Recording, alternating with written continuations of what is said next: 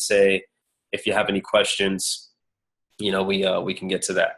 But the first thing I think is really most important about all of this is just understanding what your role is in all of this. I know right away, salespeople often, there is a little bit of a negative connotation that goes into being a salesperson. Um, and it may often be because there are salespeople. Well, it's as simple. Salespeople are put in a position of power. Salespeople are put in a position to sway someone's decision. And when you go into a sales environment as a customer, you're inviting somebody in to your decision making. And if that person has the ability to steer you wrong, which is going to make them look really bad and leave a bad taste in your mind, or they have the ability to steer you in the right direction. So, with that power, because there are those few who might take advantage of it, sales gets a negative rap. But it's it's extremely important to understand that a salesperson or being a salesperson is not a bad thing. It's not a bad thing at all. As a matter of fact, it's something that you as an individual should take a lot of pride in, because at the end of the day, especially in this generation, people don't have to talk to you to do anything that they want to do. You can order your groceries online. You don't even have to go to the store to buy a carton of eggs these days. So, if somebody comes to you and wants your input or wants facts from you as an individual, it's because they trust you and you did something to earn that trust. See, me working in stores and for different companies, the company did things to earn the trust on my behalf via their marketing or their commercials or whatever, saying, you can come in and whoever's in our uniform or whoever's behind that counter, you can trust that guy. They never seen me before, but they come in and they could trust me for that reason. So you guys especially, you're in such a blessed position because you are your own marketers. I mean, the challenge groups that you guys run, the fitness pages that you guys have, you're doing what these big companies do, but you're the CEO. Like, you get to be the first impression of what people can expect when they come to you. So that's really, really awesome, because you could totally represent yourself from the beginning to end. People know what they're going to get when they walk in the door, or people, when I say walk in the door, I mean, come to your page or call you or email you or message you or whatever the situation may be. So embrace that. It's a trust that you've earned if somebody's coming to you. So it's very important to hold on to that and defend that throughout any interaction that you have when it comes to sales. Now, when it comes to the product that you guys are distributing, once again, Beachbody has kind of been a part of our lives for about 2 years in this household, and Beachbody products are off the hook. I mean, you guys know this already, but don't ever let go of that, because Beachbody products work. There's never going to be a bad press release. It's not a magic pill. It's not a magic shake. It's not a magic anything. It's just straight up hard work, support, proven, tested nutrition. We haven't invested in anything Beachbody related that hasn't proved itself time and time and time again. So when it comes to the product, I've had to sell things that I didn't really believe in, or, along like a very large group of products that I might sell. There might be that one thing that I'm just not really that into. I don't really think it's worth the money. And those are always the things that I struggled with. But when it comes to this product, this is a no-brainer. You guys need to go into this saying, if I hear a no, or if somebody turns me down, or if somebody doesn't quite get the picture that I'm trying to paint for them, that is totally their loss. And at least for now, if they don't get it now, they'll get it later, because it's totally proven and it's worth it. Anybody that just wants to live better than they are today,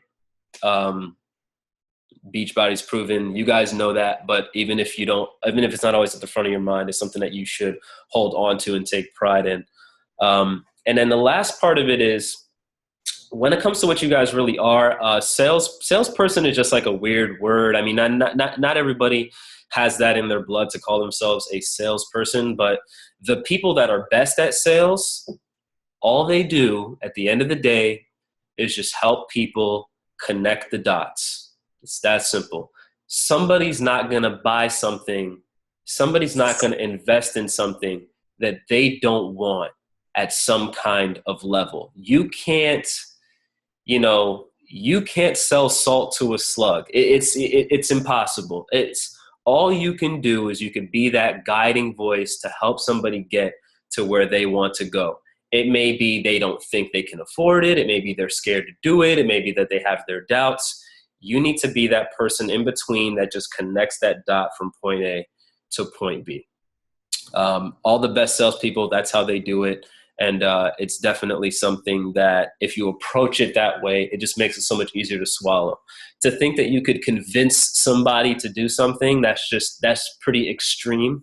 But to realize that you can, help somebody realize something that they almost already know, way easier, and definitely a much better way of going about doing it. So that's understanding your role. So now the next part of this is the actual interaction of talking to somebody about a product. Definitely some guidelines that you want to follow. First things first, you want to, we call it taking control of the sale, but for you guys, I think what it should be considered is taking control of the conversation, or taking control of the interaction. And what I mean when I say that is, there's often people who might come into a place where I work and try to hit me with what's the difference between A and B, or why does that cost more, or what makes this so special, or this or that. And I can answer those things, and the person may still buy it, but that's absolutely under no circumstances the best way to help somebody connect the dots for what they want to do. People can kind of get that information from anyone.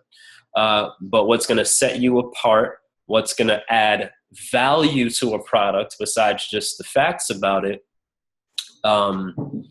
is you and an honest human conversation between two people. So kind of the first note I had there is, if you're following along, was don't let people use you. You want to take control of the conversation, and then I'll kind of explain how you want to go about doing that. You don't want to be the person that's answering all somebody else's questions. Now, when it comes to Beachbody, I understand that people are going to come in and they're going to have a lot of questions. But you actually should be the person that's asking all the questions. That's always the best way to go about doing it. And when I say you should be the one asking questions, if somebody comes to you and says, what's up with T25? Why should I do T25? Or I see what you're doing as a coach. Why should I be a coach? Why are you doing all this? So what, how much does this cost? What, da, da, da, da, da. They can ask all those questions, and that's fine. But somewhere along the lines, preferably early on, you need to stop everything that's going on and just say, well, what interests you about what you're seeing me do? Why do you think that this is a product for you? What sparked your interest? What do you do on a day-to-day basis? What's your health and fitness situation like now? If you don't mind sharing, what's your financial situation like now? How are things at your job?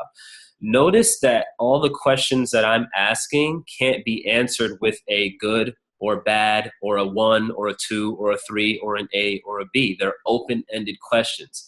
You have to stop what you're doing, take a deep breath, think about what I said, and then answer with 2 or 3 sentences. And those are the questions that you really want to try to ask when you're the person who is in control.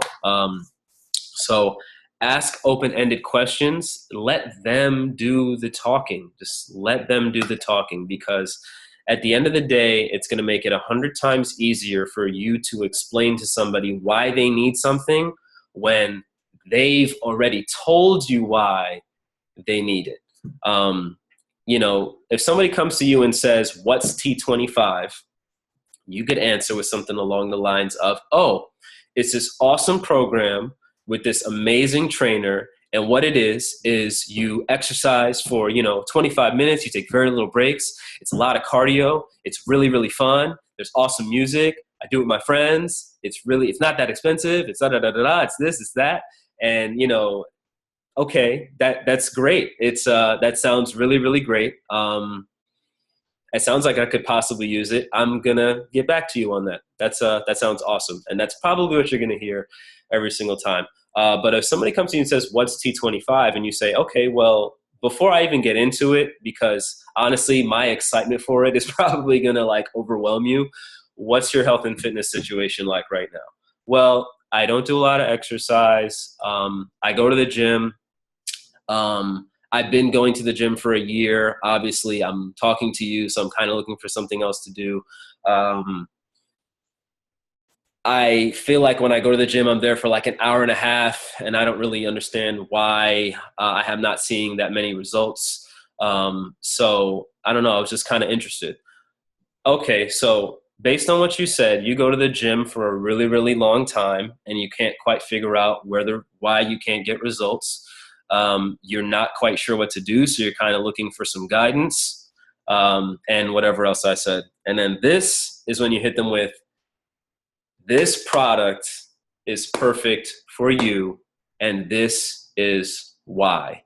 You said you go to the gym and you waste time. T25 is 25 minutes long. So that solves your first problem. Problem number two, you said you don't quite understand what to do when you get to the gym, and you've been doing it forever. You've tried all these different things. You're not quite sure what's going on. This is a proven program where a guy literally stands on the screen, looks you in the eye, and tells you everything that you need to do. And as long as you follow his lead, you will get results. It's proven over and over again. So if you guys are kind of catching on to what I'm doing, is I'm addressing that person's problems, telling them that, Shaun T is awesome, or that it's fast paced, or that it's a lot of cardio. They might not care about that at all. I mean, those are really nice things about it, but if you can ask somebody and figure out why they're interested in something, you can directly address their problem. You can target what they want to solve, and you can solve it. When you do, you can't be denied. You cannot be denied when you do that every single time. Even if they don't buy it, they're going to really, really, really want it from you at the end of it. So that's absolutely something that you want to address. Okay, my wife is on this now, so I'm gonna be nervous as hell for the rest of this. Okay, now that's my next thing. Always lead with why something is important, and never what it is. People really aren't interested in what things are. They're interested in why they should buy them. Francis once showed me a video about a guy kind of explaining this concept, and depending on how long you've been a coach for, it's a video that you may have seen as well. But it's a concept that's really kind of changed the way I look at sales and the way that I interact with people. It's understanding that there are so many different things out there that are similar to one another, but the reason that certain things kind of rise to the top, the reason that certain things are considered quote unquote better than others, is the reason why. So you never want to lead with what, you always want to lead with why. And that's one of the biggest reasons why you want to ask those questions, because you want to figure out why for that person. Why should this person get this program? They told me why, so I'm going to tell them. Or even if you're going to talk about yourself because the person is kind of shy, you want to lead with why you're interested in it as well. When it comes to workout programs, there's thousands. I mean, you could go to Target; they're right there on the shelf. Jillian Michaels has 100 different videos that people could buy. Why should they invest in a Beachbody program? Because at the end of the day, it's quote unquote the same thing. But that's your role, to try to help them understand why.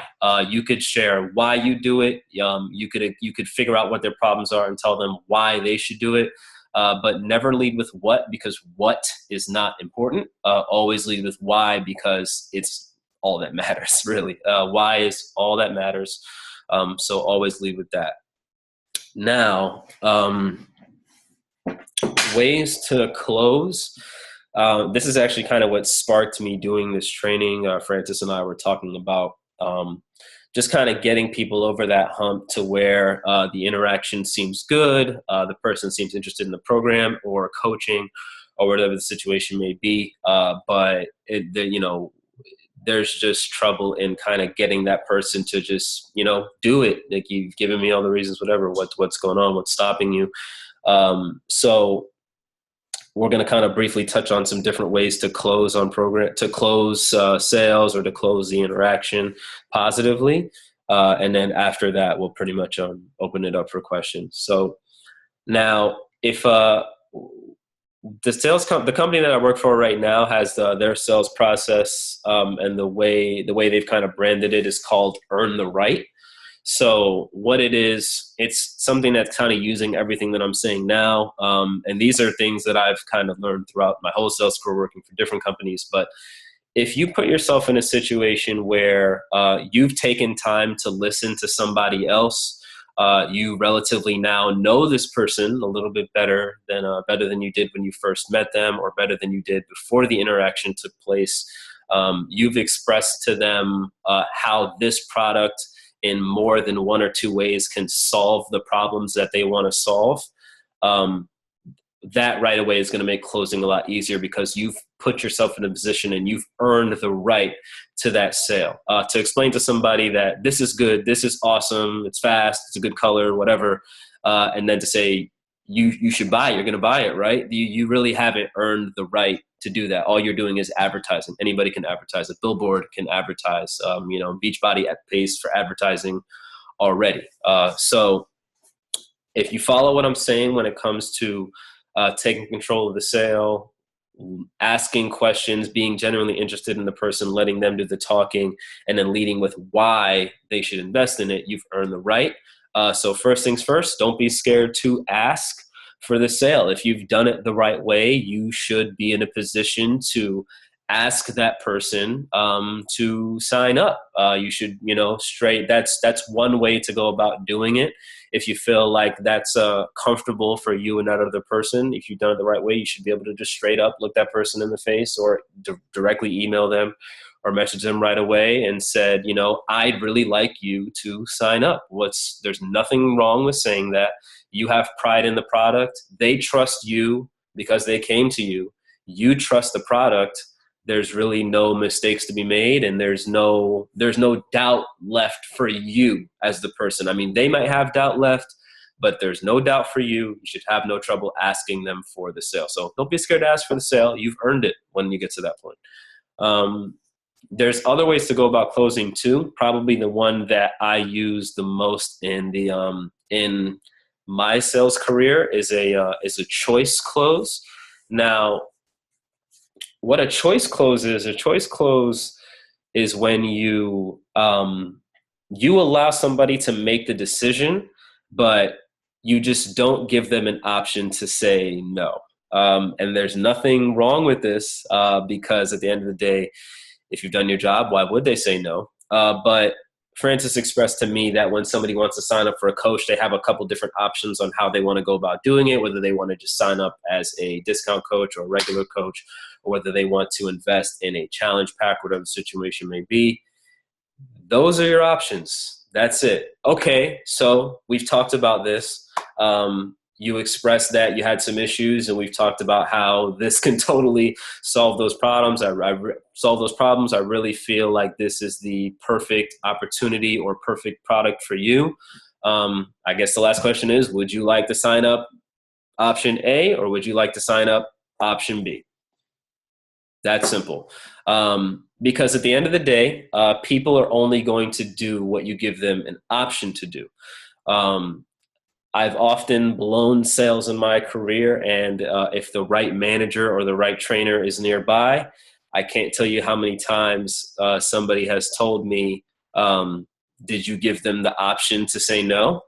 And if I say yes, guess what? That's probably why they said no. If you go to somebody and you say, did you want to sign up now or did you want to think about it? Guess what they're going to do? They might not even be considering to think about it. But if you give them the opportunity, now it's an option. Now they can choose it, and you got nobody to blame but yourself. So, when it comes to the options that you put on the table, make sure they're all options that you support, because at the end of the day, the person trusts you and you believe in these things. So don't give them an option to say no. If they want to say no, they're going to dig deep on their own and say no. The reason why this works so well is because if you had them explain to you why they need the product, and then you don't give them an option to say no, they basically have to deny themselves. It's hard to deny yourself.